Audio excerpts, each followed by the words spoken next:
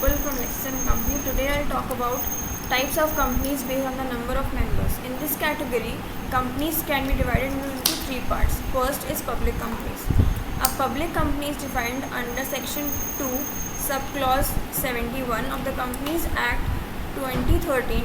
To establish a public company, it is necessary to have at least 7 members.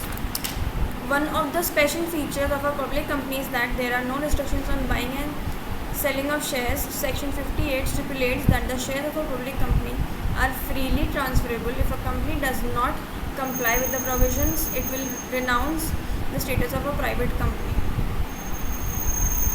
To transform a public company into a private company, it is necessary to adopt special resolution at a general meeting by a 3/4 majority. Second type of company is a private company. A private company under Section 2, Subclause 68 refers to an association of persons whose maximum number of members is limited to 200. A private company cannot invite the general public to subscribe to its shares or debentures. Shares in a private company are not freely transferable and cannot be transferred. All such restrictions must be expressly stated in the Articles of Association, and as with a public company, a private company can change its status by passing a special resolution by 3/4 majority at a general meeting. Third type of a company is a one-person company.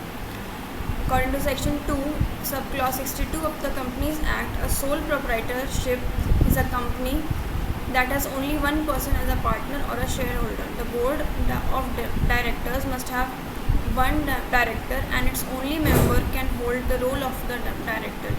In this type of company, the term nominee assumes the highest importance because after the death of the original member, the business of the company would cease. It is therefore necessary to mention the name of the candidate when registering such a company. It is not followed in other types of the companies because they have a perpetual succession.